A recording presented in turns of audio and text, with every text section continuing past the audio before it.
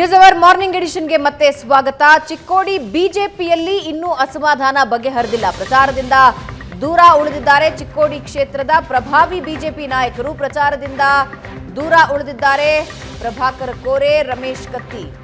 ಎರಡೂ ಪ್ರಭಾವಿ ರಾಜಕೀಯ ಕುಟುಂಬದ ಸದಸ್ಯರ ಪ್ರಭಾವಿಗಳ ಸ್ಪರ್ಧೆಯಿಂದ ಚಿಕ್ಕೋಡಿ ಕಣ ರಂಗೇರಿದೆ. ಶತಾಯ ಗತಾಯ ಕೈವಶ ಮಾಡಿಕೊಳ್ಳೋದಕ್ಕೆ ಸತೀಶ್ ಜಾರಕಿಹೊಳಿ ತಂತ್ರಗಾರಿಕೆ ಹೆಣಿತಾ ಇದ್ದಾರೆ. ಗೆಲುವಿನ ನಿರೀಕ್ಷೆಯಲ್ಲಿದ್ದಾರೆ. ಆದರೆ ಚಿಕ್ಕೋಡಿ ಬಿಜೆಪಿ ಅಭ್ಯರ್ಥಿ ಅಣ್ಣಾ ಸಾಹೇಬ್ ಜೊಲ್ಲೆ ನಾಮಪತ್ರ ಸಲ್ಲಿಕೆ ಮುಗಿತಾ ಬಂದರೂ ಕೂಡ ಇನ್ನೂ ಬಿಜೆಪಿ ನಾಯಕರು ಆಕ್ಟಿವ್ ಆಗಿಲ್ಲ. ನಾಯಕರ ಮಧ್ಯೆ ಇರೋ ಅಸಮಾಧಾನ ಕಡಿಮೆಯಾಗಿಲ್ಲ. ಅದನ್ನ ಸರಿ ಮಾಡೋದಕ್ಕೆ ರಾಧಾ ಮೋಹನ್ ದಾಸ್ ಅಗರ್ವಾಲ್ ಎಂಟ್ರಿ ಕೊಟ್ಟಿದ್ದಾರೆ. ಚಿಕ್ಕೋಡಿ ಕ್ಷೇತ್ರ ಕೈ ತಪ್ಪದೇ ಇರೋ ಹಾಗೆ ನೋಡಿಕೊಳ್ಳೋ ನಿಟ್ಟಿನಲ್ಲಿ ತಂತ್ರಗಾರಿಕೆ ಹೆಣಿಯೋದಕ್ಕೆ ಮುಂದಾಗ್ತಾ ಇದ್ದಾರೆ.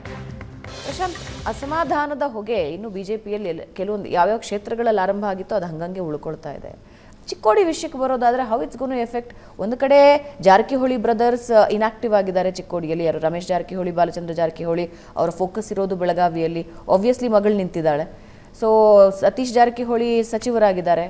ಟಫ್ ಫೈಟ್ ಇದ್ದೇ ಇರುತ್ತೆ. ಬಿಜೆಪಿಯಲ್ಲಿ ಹಿಂಗಿದ್ದ ಅಸಮಾಧಾನ ಇದ್ದರೆ ಇವ್ರು ಪ್ಲಾನ್ ಮಾಡೋದು ಹೆಂಗೆ? ವೋಟ್ ಎಳೆಯೋದು ಹೆಂಗೆ?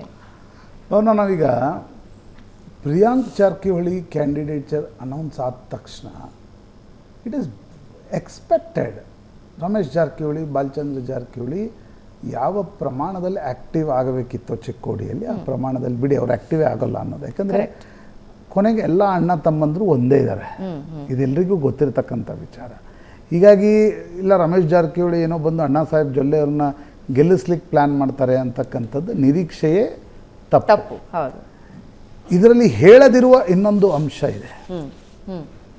ರಮೇಶ್ ಜಾರಕಿಹೊಳಿ ಮತ್ತು ಬಾಲಚಂದ್ರ ಜಾರಕಿಹೊಳಿ ಚಿಕ್ಕೋಡಿ ಪಾರ್ಲಿಮೆಂಟ್ರಿ ಇಲೆಕ್ಷನ್ನಲ್ಲಿ ಏನಾದರೂ ಆ್ಯಕ್ಟಿವ್ ಆಗಿ ಬಿ ಜೆ ಪಿಯಲ್ಲಿ ಭಾಗವಹಿಸಿದರೆ ಲಕ್ಷ್ಮಣ್ ಸವದಿ ಮತ್ತು ರಾಜು ಕಾಗೆ ಕಾಂಗ್ರೆಸ್ನಿಂದ ಕೂಡ ನಾಪತ್ತೆಯಾಗಿದ್ದಾರೆ. ಅವರು ಕೂಡ ಏನು ಲಕ್ಷ್ಮಣ್ ಸವದಿ ಬೇರೆ ಬೇರೆ ಕ್ಷೇತ್ರ ಓಡಾಡ್ತಾ ಇದ್ದಾರೆ. ನೋಡಿ, ಒಂದು ಸತ್ಯ ಚಿಕ್ಕೋಡಿ ಜಿಲ್ಲೆದೇನು ಅಂತ, ಜಾರಕಿಹೊಳಿ ಅಂದಾಕ್ಷಣ ಲಿಂಗಾಯತ್ ಕನ್ಸಾಲಿಡೇಷನ್ ಆಂಟಿ ಆಗುತ್ತೆ. ನಾನು 100% ಅಲ್ಲ, 60-70 ಅಂತ ತೆಗೆದು. ಹೀಗಾಗಿ ಲಕ್ಷ್ಮಣ್ ಸವದಿ ಮತ್ತು ರಾಜು ಕಾಗೆ 23ರ ವಿಧಾನಸಭಾ ಚುನಾವಣೆಯಲ್ಲಿ ಏನೊಂದು ಅಗ್ರೆಸಿವ್ನೆಸ್ ತೋರಿಸ್ತಾ ಇದ್ರು, ಈ ಬಾರಿ ತೋರಿಸ್ತಾ ಇಲ್ಲ. ಅಥಣಿ ಮತ್ತು ಕಾಗವಾಡ ಕ್ಷೇತ್ರಗಳು. ರಮೇಶ್ ಕತ್ತಿ ನಿಶ್ಚಿತವಾಗಿ ಅವ್ರಿಗೆ ಟಿಕೆಟ್ ಸಿಕ್ಕಿಲ್ಲ ಅನ್ನೋ ಕಾರಣಕ್ಕೋಸ್ಕರ ಅವ್ರು ಬೇಸರದಲ್ಲಿದ್ದಾರೆ. ಆದರೆ ಮುಂದಿನ DCC ಬ್ಯಾಂಕ್ ಇಲೆಕ್ಷನ್ಸ್ ಇದೆ. ಆ ಕಾರಣದಿಂದ ಅವರು ಏನನ್ನೂ ಮಾತಾಡ್ತಾ ಇಲ್ಲ, ಅಸಮಾಧಾನವನ್ನು ವ್ಯಕ್ತಪಡಿಸ್ತಾ ಇಲ್ಲ, ಸಮಾಧಾನನೂ ವ್ಯಕ್ತಪಡಿಸ್ತಾ ಇಲ್ಲ, ಯಾರ ಜೊತೆನೂ ಓಡಾಡ್ತಾ ಇಲ್ಲ, ಅಲೂಫ್ ಆಗಿ ಇದ್ದಾರೆ.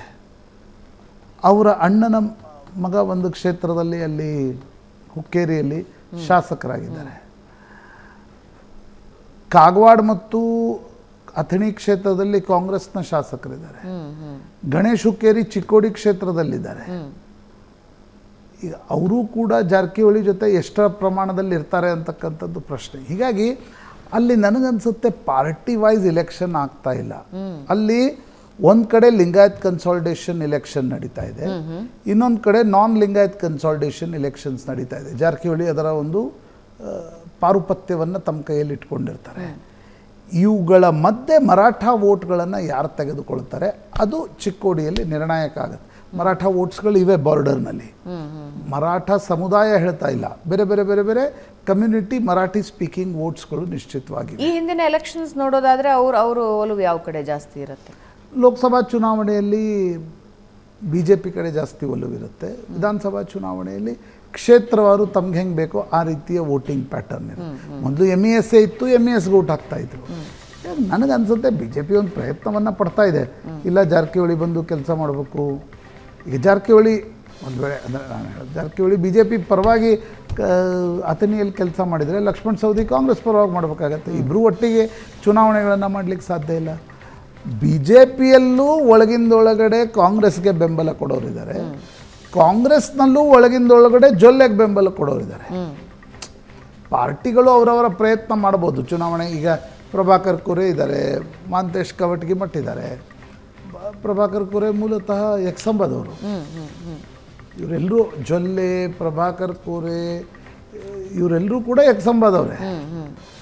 ಆ ಕಾರಣದಿಂದ ನನಗನ್ಸುತ್ತೆ ಇಲ್ಲಿ ಪಾರ್ಟಿ ವೈಸ್ ಇಲೆಕ್ಷನ್ ನಡೆಯಲ್ಲ. ವ್ಯಕ್ತಿಶಃ ಚುನಾವಣೆ ನಡೆಯುತ್ತೆ. ಅವ್ರ ಒಲವು ಇವ್ರ ಕಡೆ ಇರುತ್ತೆ, ಇವ್ರ ಒಲವು ಅವ್ರ ಕಡೆ ಇರುತ್ತೆ. ಭಾಳ ಅದು ಇಂಟ್ರೆಸ್ಟಿಂಗ್. ಒಳಗಿಂದೊಳಗಡೆ ಹೆಂಗೆ, ಇದು ಬೇರೆ ಜಿಲ್ಲೆಗಳಲ್ಲಿ ಇಲ್ಲ, ಇದು ಬೆಳಗಾವಿ ಜಿಲ್ಲೆಯಲ್ಲಿದೆ. ಇದು ಪಶ್ಚಿಮ ಮಹಾರಾಷ್ಟ್ರದ ಪ್ರಭಾವ ಆ ಬೆಳಗಾವಿ ಜಿಲ್ಲೆ ಮೇಲೆ ಜಾಸ್ತಿ ಇದೆ. ಅಲ್ಲೂ ಹಾಗೆ ಸಕ್ಕರೆ ಕಾರ್ಖಾನೆ ಇರುತ್ತೆ, ಪಕ್ಷ ಯಾವುದೋ ಇರುತ್ತೆ, ಪಕ್ಷ ಚುನಾವಣೆಯಲ್ಲಿ ಯಾರಿಗೋ ಸಪೋರ್ಟ್ ಮಾಡ್ತಾ ಇರ್ತಾರೆ. ಆಮೇಲೆ ಬೇರೆ ಜಿಲ್ಲೆಯಲ್ಲಿ ನಿಮಗೆ ರೈಟ್, ವೈಯಕ್ತಿಕ ವೋಟ್ಗಳಿರಲ್ಲ, ಇಲ್ಲಿ ವೈಯಕ್ತಿಕ ವೋಟ್ಗಳು ಅವು ಯಾವ ಕಡೆ ಶಿಫ್ಟ್ ಆಗ್ತವೆ ಅನ್ನೋದು ಮುಖ್ಯ. ನೋಡೋಣ, ಒಂದು ಚಿಕ್ಕ ಬ್ರೇಕ್ ನಂತರ ಹಾಸನದ ಕಡೆ ಹೋಗೋಣ. ಸಿಎಂ DCM ಫುಲ್ ಆಕ್ಟಿವ್ ಆಗಿದ್ದಾರೆ. ಹಾಸನ ಶತಾಯಗತಾಯ ಕೈವಶ ಮಾಡ್ಕೊಳ್ಬೇಕು ಅಂತ, ಅದ್ರ ಬಗ್ಗೆ ಮಾಹಿತಿ ಕೊಡ್ತೀವಿ ಚಿಕ್ಕ ಬ್ರೇಕ್ ಆದ್ಮೇಲೆ.